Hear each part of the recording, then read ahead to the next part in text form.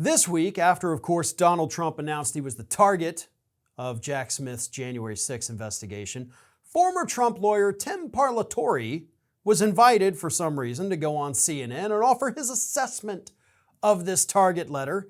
And Parlatore somehow managed to offer the most bonkers excuse where he seemed to suggest that sometimes trying to overturn the results of elections is totally okay. Parlatore was asked by CNN host Kaitlan Collins, quote, "Your former client is responding tonight." This is what he said, "So they can cheat on an election, but if somebody wants to question the cheating, they want to call you a conspiracy theorist and all these other things. These people are sick." Tim, when you hear that, what happened was way more than just questioning the results, right? Parlatore, without missing a beat, still apparently in defend Trump mode, said this. "Well, and a lot of that is a matter of perspective because, certainly on one hand, you could sit there and say all these steps were taken to overturn the results of the election.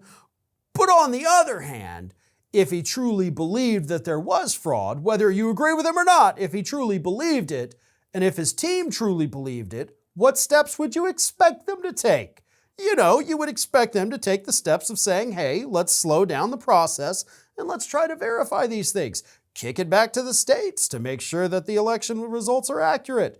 So it is definitely one of those things where it's not clear. It can be interpreted multiple ways. It's not as simple as Watergate where they break into a hotel room and it's a clear crime and anybody on either side of the aisle can see that. Here, it's much more open to interpretation.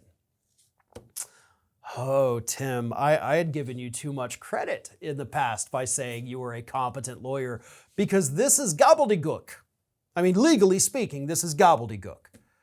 Did he break the law? That's open for interpretation, right? It's not like Watergate where they did break the law. This could be, if they actually thought it was real, then hey, everything they did is justified, right? Now, technically, and this is what's important, Parlatore's argument there is not as crazy as you would think, because that is actually a valid legal defense in this particular instance. If Trump and if his team genuinely believed that the election was stolen, then we would take those steps. We would do these things. Problem they now have, of course, is that we have multiple different reports that have confirmed that Donald Trump's own campaign commissioned investigations. They commissioned studies to find the fraud. And both of those studies that Trump's team paid millions of dollars for came back and said there is no fraud. The DOJ looked at it and they said there's no fraud.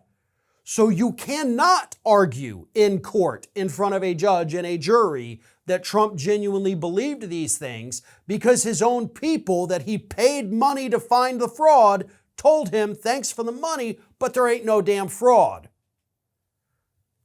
But Tim also did something far more important here. As a former member of Donald Trump's legal defense team, he laid out the argument that the defense is going to make. And as stupid as it sounded saying it on CNN, it's going to sound even dumber when his even less competent lawyers show up to court and try to make that same argument. Thanks for watching, everyone, and here comes the awkward part at the end of the video where I ask you to like, comment, and share, and subscribe for more content from Ring of Fire. Also, you should consider becoming a member for some exclusive content and perks, including early access videos and exclusive videos. Check out the link in the description.